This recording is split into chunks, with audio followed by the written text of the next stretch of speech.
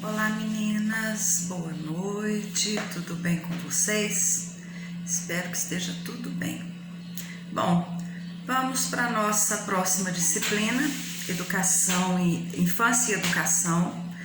Não preciso nem falar, né, que é uma disciplina muito gostosa que a gente vai ter, né? Teremos 4 aulas dessa disciplina e como em toda disciplina, a gente no último vídeo vocês receberão atividade avaliatória. Então, para a gente começar a nossa aula, antes de falar sobre a infância, vamos falar a respeito de educar. O que vem a ser educar? Educar é levar uma pessoa para fora de si mesma, é prepará-la para a vida, é orientá-la, é direcioná-la para determinada situação, né? E aí a gente vai jogar essa educação na infância. Então, assim, a infância é uma fase muito gostosa para se falar, né?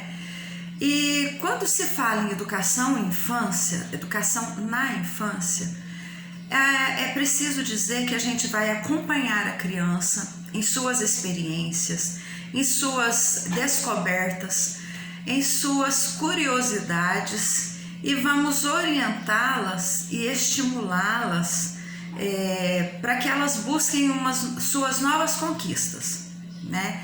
É estimular o desenvolvimento intelectual, social, físico, mental e moral. O que vem a ser isso? Nós vamos trabalhar a criança como um todo, em todos os seus desenvolvimentos afetivos, desenvolvimentos cognitivos, desenvolvimentos psíquicos, desenvolvimentos morais. É por isso que a gente fala que quando vamos trabalhar com crianças, a gente tem que tomar um cuidado muito grande, porque a gente está formando a cabecinha delas. E aí o que acontece? A gente tanto pode abrir essa cabecinha e levá-la para o bem, quanto pode fechar essa cabecinha e traumatizar essa criança para a vida toda. Então, assim, é na educação infantil que a gente vai construir os valores fundamentados na vida de uma pessoa, né? Portanto, o professor de educação infantil, ele não é um simples cuidador de crianças, mas ele é um construtor de valores, um construtor de ideias, um construtor de vidas, tá? Olha a nossa responsabilidade ao trabalharmos com a educação infantil, tá? Então, essa infância aqui a gente vai jogar em vários aspectos, porque a gente vai ver no decorrer da disciplina que a infância não é apenas a educação infantil, porque a gente sabe que a infância ela vai de 0 a 12 anos incompletos. Então, uma criança que está com 8, 9, 10 anos já está no ensino fundamental e ela ainda está na fase infantil. É uma infância, ela está na primeira infância, tá? Então, assim, nós vamos fazer um breve histórico a respeito da infância no nosso passado, na história que a gente vai viver desde os tempos primórdios aí, tá? Então vamos lá. No passado, os valores e conhecimentos eram transmitidos pela mãe, né? No começo ainda não existiam escolas, não existiam creches, e quem passava esses conhecimentos e ensinamentos eram as mães, né? Aí no século XVIII, na Inglaterra, surgiu as escolas preparatórias para crianças, que eram de 1 a 6 anos, mas não eram com o objetivo de educar essas crianças. Era o objetivo dessas escolas que foram criadas na Inglaterra no século XVIII, era para evitar o trabalho escravo, porque nessa época as crianças elas eram muito escravizadas no trabalho infantil. Então o que eles fizeram? Começaram a criar escolas preparatórias para essas crianças, para tirá-las do trabalho escravo, né? Aí quando foi em 1840, na França, surgiram as primeiras creches, na França, mas também não era com o intuito de desenvolver o conhecimento da criança, mas eram apenas cuidados higiênicos, cuidados de limpeza pessoal e alimentação. Então essas creches ainda não vieram com um fator pedagógico, era apenas cuidados pessoais que tinham com as crianças. As mães deixavam as crianças nas creches para que elas fossem cuidadas, para que elas fossem alimentadas. Esse era o único objetivo dessas primeiras creches lá em 1840 na França. Com a Segunda Guerra Mundial, o que aconteceu? Aumentou um pouco o número de creches. Por quê? Porque os homens eram recrutados para irem lutar e as mulheres dos homens que iam para a guerra acabavam ocupando o seu lugar no trabalho, no serviço, e não tinha com quem deixar as crianças. Aí foram criadas as primeiras creches. Daí surgem as creches particulares e a necessidade de regulamentar esses serviços. Por quê? Porque eles falavam assim, nós vamos criar uma creche, arrumavam um local, montavam, mas não tinha nenhuma fiscalização, não tinha nenhuma regulamentação. Eles trabalhavam da maneira que eles achavam que era o correto e da maneira que eles conseguiam trabalhar. Então, assim, com o passar do tempo, logo após a Segunda Guerra Mundial, veio a necessidade de regulamentar essas creches, de ter padrões, de ter pessoas profissionais especializados para cuidar das crianças. E aí, para frente, foram mudando várias estruturas das creches. No início do século XX, a educação ela passou a ser dividida em duas etapas. A primeira etapa era o ensino primário, que ia dos 7 aos 13 anos, e a segunda etapa, o ensino secundário, que ia dos 13 aos 15 anos. Aí vocês podem perceber que aqui já não seria mais creche, aqui já seria o ensino fundamental, mas eles dividiam em ensino primário e ensino secundário, tá? Quando chegou 1988, foi criada a Constituição no Brasil. E aí a Constituição de 1988, ela inclui nos seus artigos e nas suas leis as creches e pré-escolas no sistema educacional brasileiro. Aí lá no artigo, não lembro agora qual que é o artigo da Constituição de 1988, ele diz o seguinte: a educação é direito e dever do Estado e da família.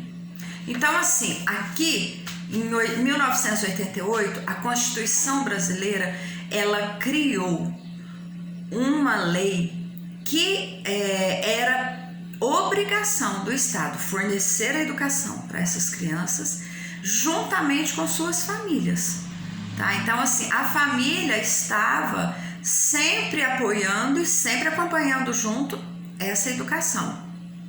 A gente sabe que a primeira educação é em casa, mas hoje a gente percebe que, não vou dizer a maioria, mas uma porcentagem de pais delega a nós, professores, a educação de seus filhos. Então, assim, tem pai que chega na escola e fala assim, vê se dá um jeito no meu filho, eu não aguento mais, eu não sei o que eu faço. Então, assim, acaba delegando para nós uma função que é dos pais, que é da família. E a gente ouve muito dizer o seguinte: nós professores, nós vamos conviver com eles determinada fase da vida deles, mas eles vão ser filhos dos seus pais para a vida toda. Então os pais têm que criarem ter em mente, né, que os filhos vão ser para a vida inteira, e por mais que a gente tente educá-los e orientá-los na escola, mas essa é uma função que eles vão ter que fazer para a vida toda, né? Isso é uma coisa que muitos pais ainda não têm noção e acabam delegando para nós, professores, né? A educação infantil, isso aqui agora começa. Nós vamos falar um pouquinho aqui, mas vai ser um assunto que a gente vai falar mais nas próximas aulas, tá? Porque com o passar do tempo vieram várias leis que foram regulamentando e que foram criando artigos, parágrafos que dão um suporte enorme à educação infantil, tá? Haja visto a última lei que a gente tem, né? É o último documento que a gente tem para nos nortearmos, para nos orientarmos, para a gente trabalhar de maneira correta com a educação infantil, é a BNCC. A gente já falou em alguma aula, não sei se vocês lembram, a BNCC, Base Nacional Comum Curricular, né? Que a gente tem que trabalhar em cima dela, porque vários artigos e várias maneiras que a gente trabalhava estava errado. Então a gente tem que se apoiar nessa lei para a gente trabalhar, mas vai ser um assunto que a gente vai falar mais para frente. Mas aqui nós vamos entrar com uma lei máxima da educação, que é a Lei 9394/96, a LDB. A gente já falou várias vezes dela. É a Lei de Diretrizes e Bases. Olha bem, Lei de Diretrizes e Bases. Por que ela chama isso? Porque a gente vai tornar como base e vai usá-la como diretriz para a gente nortear o nosso ensino. E a gente tem que trabalhar em cima dela. E aí, o que aconteceu? Em dezembro de 1996, essa lei veio e vem colocar a educação infantil como etapa da educação básica. Nós já sabemos que a educação básica é dividida em educação infantil, ensino fundamental e ensino médio, né? Então, assim, até então, a educação infantil não estava inserida nessa base, nessa educação básica. Em 96, a educação infantil foi inserida na educação básica, com essa lei. E essa lei, a gente tem N artigos e N deveres para com a educação infantil. Eu estou com ela aqui em mãos. Para quem não conhece, essa lei, ó, ela é enorme. Esse é um documento que a gente tem em todas as escolas que a gente trabalha, a gente tem. É difícil a escola que a gente não tenha, mas o ideal é que a gente tenha com a gente, porque, como eu já disse para vocês, para efeito de concursos, de processos seletivos, a gente tem todos os concursos, essa lei cai, algum artigo ela cai. E assim, é interessante a gente ler, porque a hora que a gente tá com um tempinho livre, a gente começa a entender, porque não tem como decorar. São vários artigos, né? Mas é uma lei que a gente tem que estar por dentro. Então, assim, ó, quem tiver condições, entra no Google, coloca lá LDB atualizada, baixa ela, tenta imprimir, encaderna. Essa minha aqui já não tá tão atualizada, eu já vou ter que atualizar a minha. Porque o que acontece? A LDB, ela não muda. Ela não é um documento que é mutável, não. Só que alguns artigos são inseridos no decorrer do tempo, porque cada ano que passa aparece alguma coisa nova para a educação. Então eles não vão lá e tiram o artigo, eles acrescentam. Então, assim, essa é uma lei que a gente deve ter em mãos. Quem puder, baixa essa lei, faz o download, imprime e encaderna. Tá? Vale a pena ter em mãos. Só que vocês vão colocar LDB atualizada, porque de ano em ano ela atualiza. Então, por que eu tô falando isso para vocês? Porque aí veio a LDB e no artigo 29 ela coloca a educação infantil como primeira etapa básica da educação básica, né? E ela tem como finalidade o desenvolvimento integral da criança de 0 a 5 anos. Aqui ela ainda não estava tão atualizada. Por quê? Porque olha aqui, atualmente o sistema educacional, ele divide assim, ó, creches de 0 a 3 anos, pré-escolas de 4 a 5 anos, mas a obrigatoriedade é a partir dos 4 anos. Então, assim, a educação infantil hoje é dividida assim. Hoje a gente sabe que tem creches que recebem crianças com 3, 4, 5 meses. É uma dosinha, mas tem. A gente sabe disso. Várias de vocês já fizeram estágio ou ainda estão fazendo estágio em creches e vocês sabem como que é, né? Aqueles pequenininhos que chegam tão mimadinhos, tão pequenininhos, mamando. E assim, eu fico com dó, porque muitas vezes a mãe deixa lá por necessidade, porque precisa trabalhar.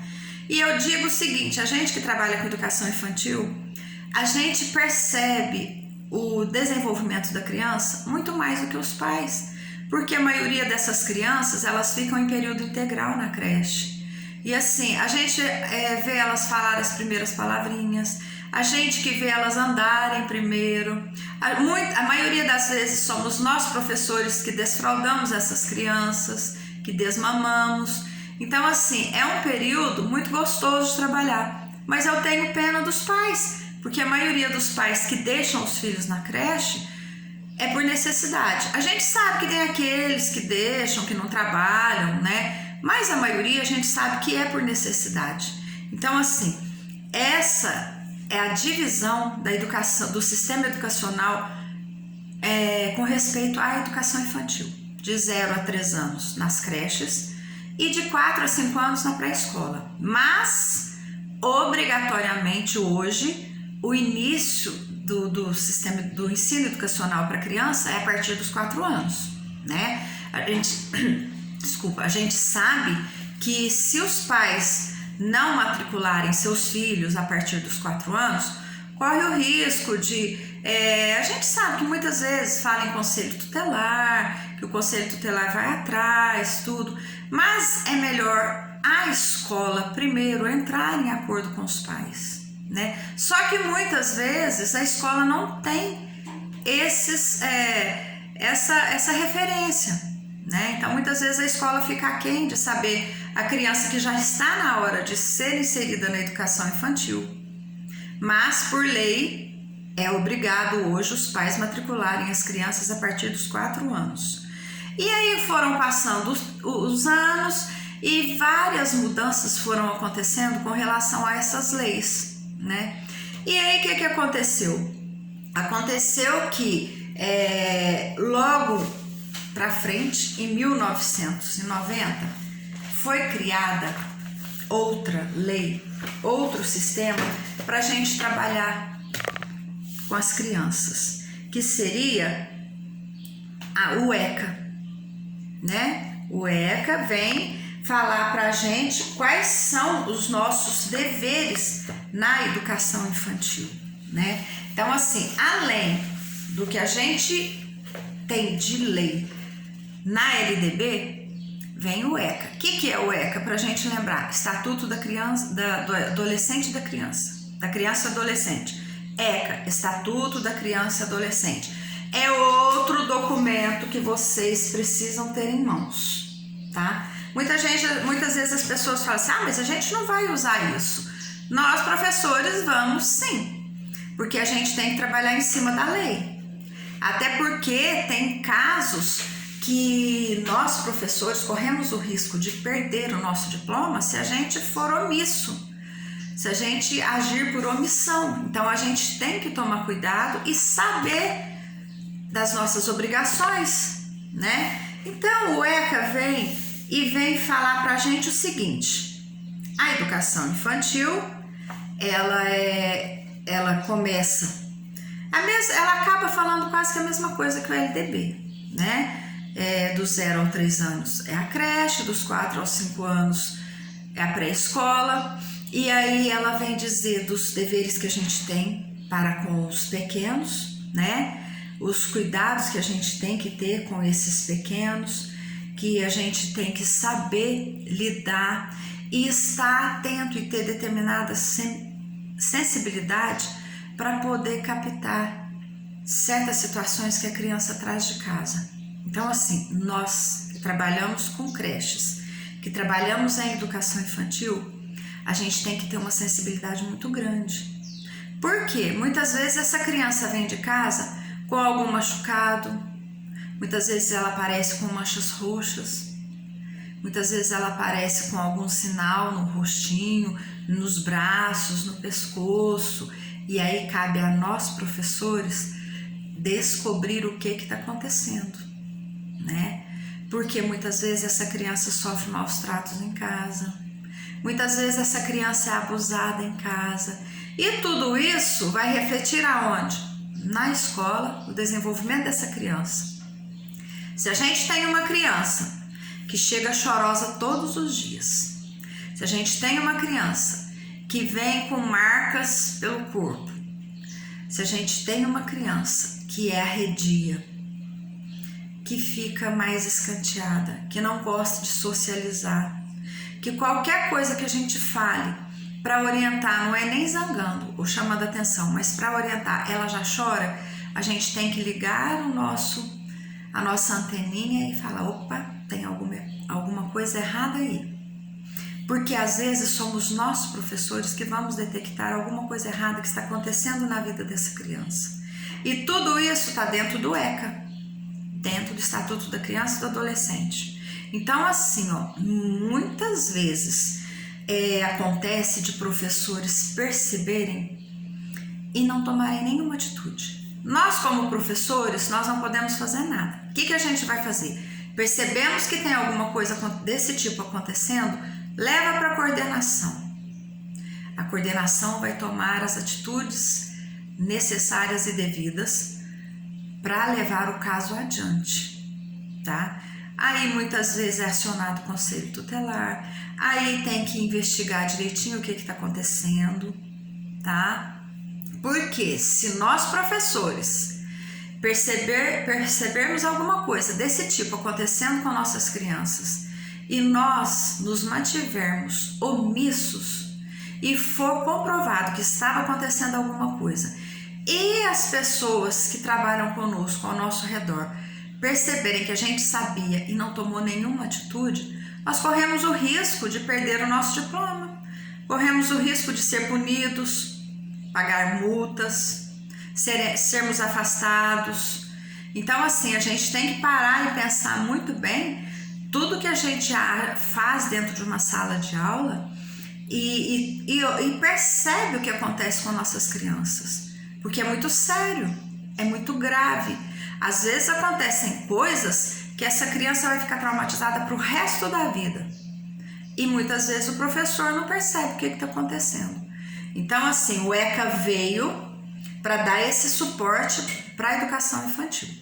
Não só na educação infantil, porque ele vai abranger até enquanto for adolescente. E o adolescente hoje não é igual a gente pensava, 12, 13 anos, não. Infância hoje é até 12 anos incompletos. Adolescência é dos 12 aos 21 anos incompletos. Olha para vocês verem. Então, passou o ensino médio, ainda é considerado adolescente. E o ECA está aqui para assegurar os direitos e deveres dessas crianças e adolescentes. Aí passou o ECA, a gente vai ver aqui uns desafios que os pais com filhos na infância, eles acabam tendo esse desafio. O que acontece? Os pais começaram a ficar confusos com a chegada da tecnologia e que foi mudando o padrão de orientação, de educação para os seus filhos. Então, assim, os pais começaram a perceber que se tornou um desafio ensinar os filhos, porque muitas vezes os filhos já sabiam coisas que nem os pais sabiam ou sabem. Até hoje é assim. A gente pega uma criança, põe um celular ou um tablet na mão dessa criança, essa criança faz coisas que a gente às vezes não consegue. Quantas vezes a gente conversa com pais que falam assim, nossa, ele pegou meu celular, foi lá com o dedinho e desbloqueou e entrou no site.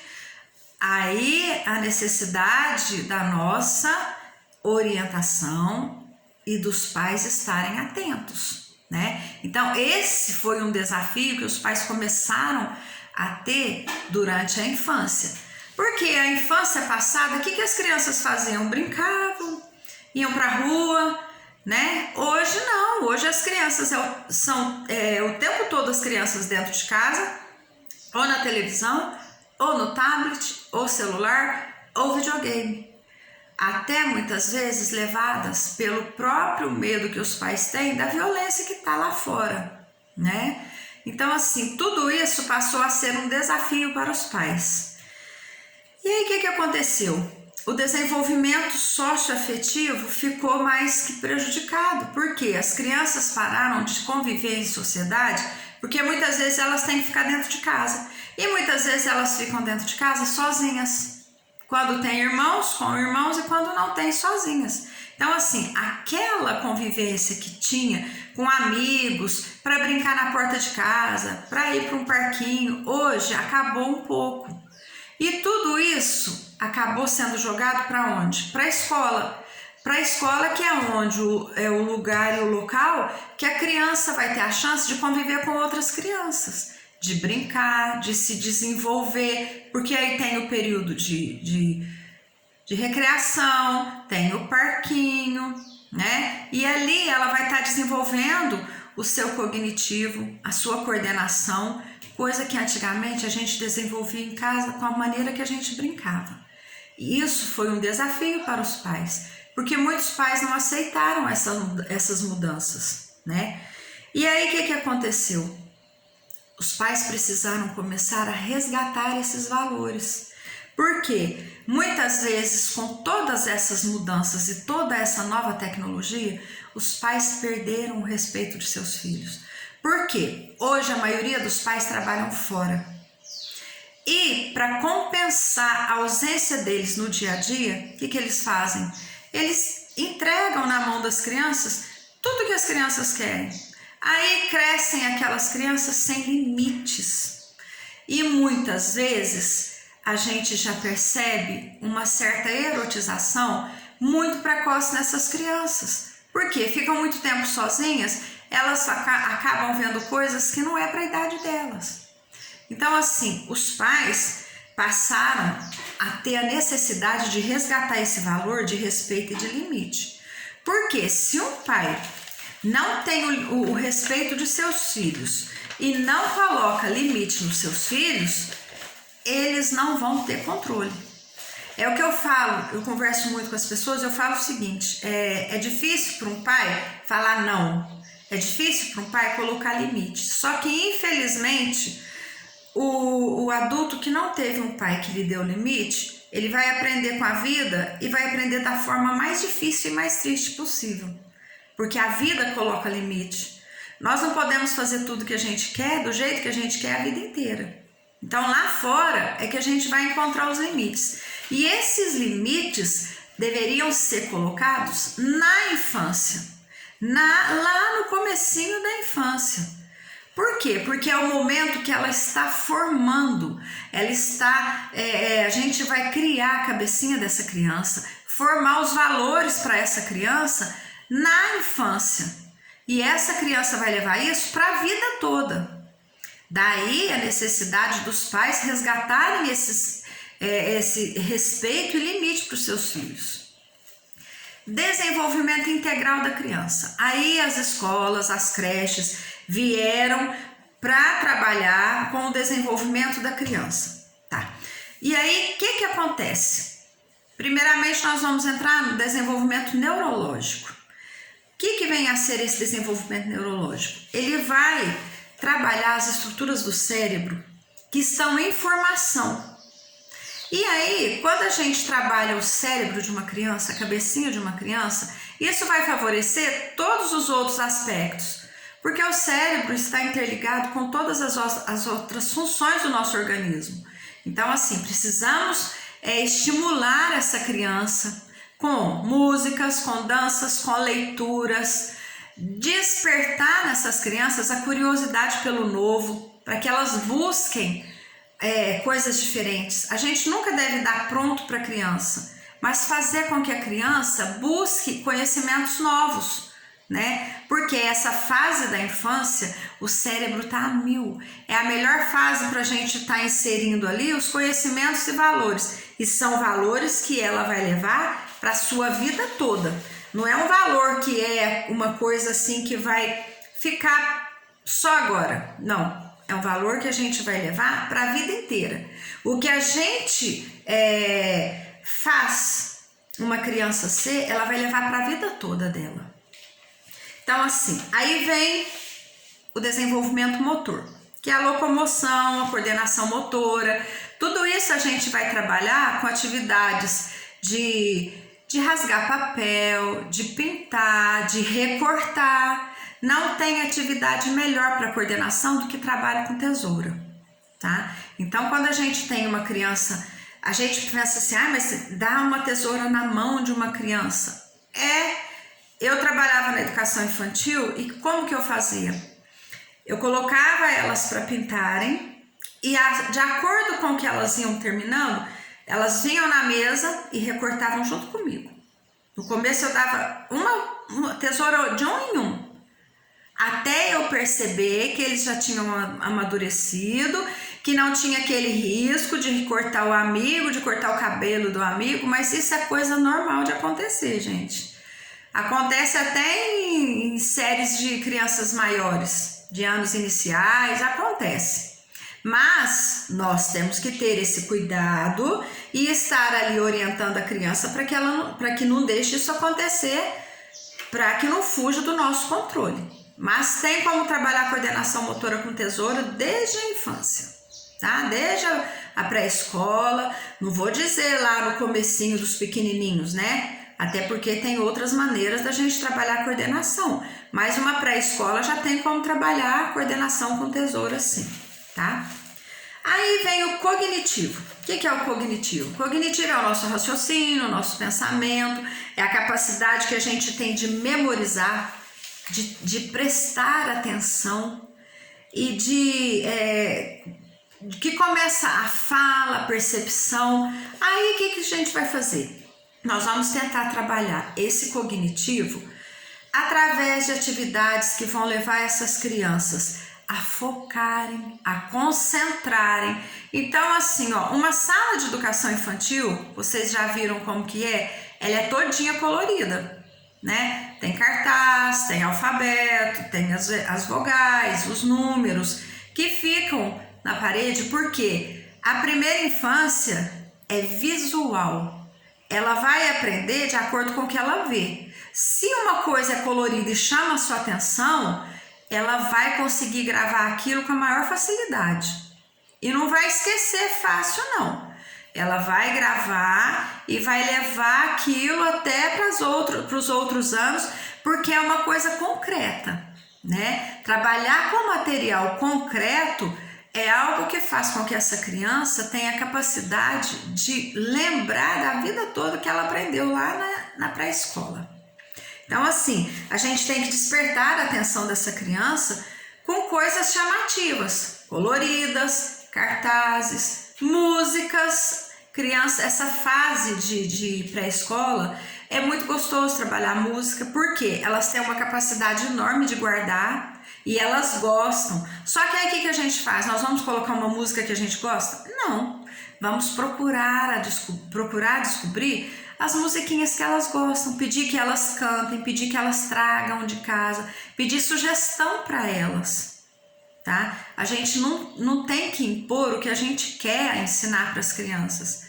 A gente tem que buscar essa curiosidade delas e essa capacidade que elas têm de expor o que elas querem.